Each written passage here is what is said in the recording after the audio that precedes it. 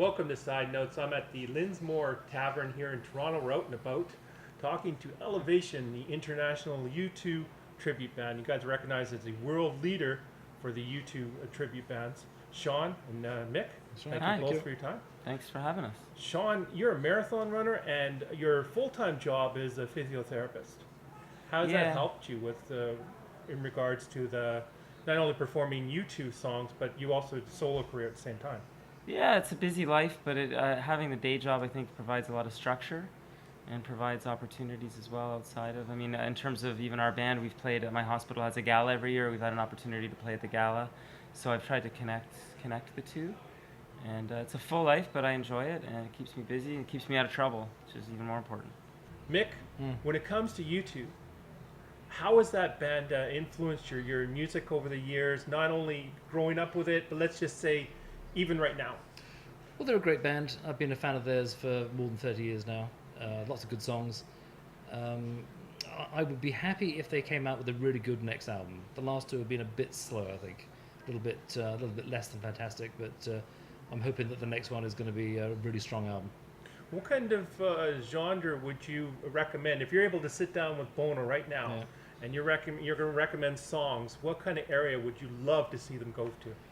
I'd like to see them do the kind of thing that they were doing 10 or 15 years ago, sort of fresh and ready and sounding like a sort of an actual four-piece band rather than some of the more complex stuff they've done on the last couple of albums, where I think the aim has been a bit bigger and more grandiose, and I prefer them not to do that. And the Elevation, the international U2 tribute band that both of you guys are a member of, you've traveled to over 187 cities. You have over 1 million kilometers underneath your shoes for walking. Air miles. Oh, yeah, and air miles. We have to remember air miles at the same time. You've been to 4 continents, over 400 plus shows. What are some of the shows that really stick out in your mind? If I was to ask you right now, top 5 shows, Shawn. Top 5 shows. Spain comes to mind. We had the opportunity to play in Las Palmas, Spain, in the Canary Islands. And we had a crowd of about 10,000 people outdoors, a huge stage. Good. Picked us up at, those types of events where they pick you up at the airport, they have all the gear ready for you, you show up, you plug in, perform in front of a great crowd, and then they take you out for dinner and drinks after the show, and that was a great one. That's definitely in the top gig we've done. Similar experiences in Bermuda. We've been fortunate to go to Bermuda 5 times, and similar kind of treatment and similar type of crowds there. Those are 2 that stand out. Stand out for me. 3 more. 3 more. You want 5 from each of us? Oh, a good one in Vancouver for. Vancouver has the Commodore Ballroom, which is a state-of-the-art venue. It's a major concert venue, which U2's played at, Coldplay's played at, the Foo Fighters have played at. So, yeah, that could be in the top 5 as well. Yeah. Toronto. We've had some great shows in Toronto and some really memorable shows. That one where we did Actual Baby at Jeff Healey's. Yeah, and Jeff Healey's Club. When Jeff Healey's Club was open, we had some really great shows there. And now, we're at the Linsmore in Toronto. We also play the Hideout in Toronto, and the Hideout on Queen Street West is a great venue for us, where we have just an electric sort of environment. It's a smaller venue, but the owners are great there, and the vibe there is really energetic. So it's a really fun place.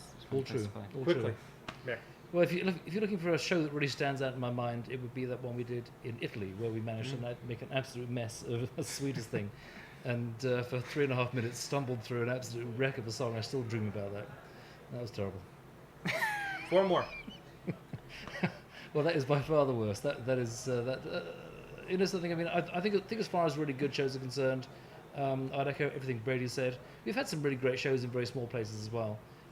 We don't have to have 10,000 people for it to be a good show. At least Malta was pretty exciting. Yeah, that was a good one. Yeah. We got and some of the experiences with the show. Japan was good. Some of the experiences with the shows are the actual overall experience. Like with Malta, we got to go to Rome for a day, and spent a day in Rome, and got to go to the Colosseum and taking pictures outside of these amazing historical monuments. So the experiences that we've been able to have through doing the U2 tribute shows, something that we never would have imagined. So a lot of times when we're talking about our top shows, a lot of that is the experiences that come along with it too. Yeah. Akron, another good one. Akron, Ohio has a great venue. Yeah. And we're going back next week. So, if I were to ask both of you your top 5 most famous, we're talking U2 songs. Yeah.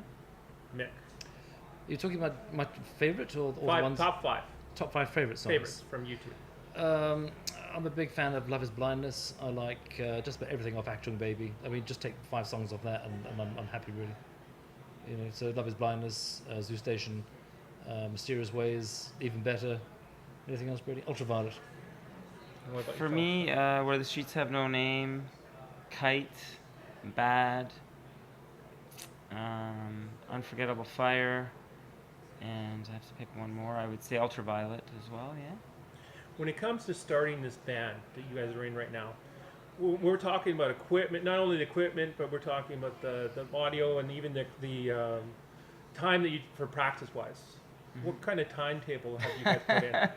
We don't And practice. money at the same time. Well, so we've put over the year. We've been together 12 years. So over the years, we've invested a lot of money in terms of the right gear, and a lot of time in terms of getting the show up and running. But now, because we've been doing it for 12 years, we rehearse maybe 2 or 3 times a year. Yeah, twice a year. Yeah, which hopefully won't show on us poorly tonight.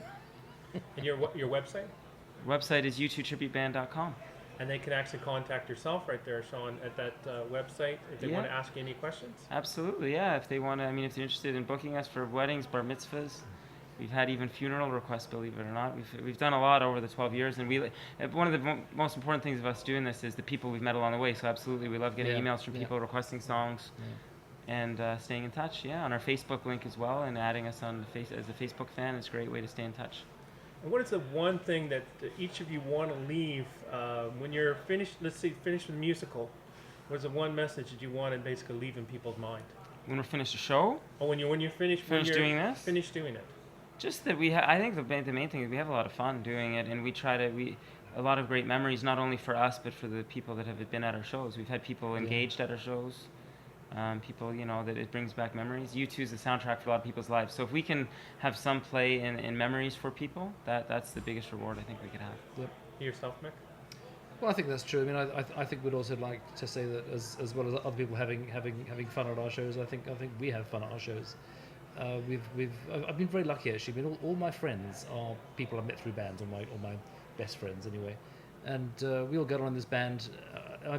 One of the best things about this band actually is we can get in a truck, drive 10 hours somewhere, and we can emerge still friends and have a good time at the other end, and that's unusual in most bands, especially after 12 years. So Same inside jokes. yeah, same inside jokes, same Don't get stories, same impressions. Kevin doing an impression of Lemmy, that's another good one. You know, I mean, that's one of the things that makes it fun. I mean, we had a gig recently where we drove from here to Windsor to, was it Petawawa? Petawawa, and then Petawawa back home, all in 2 days, and it was just torture really, but it was a good time, and I look fondly upon that gig.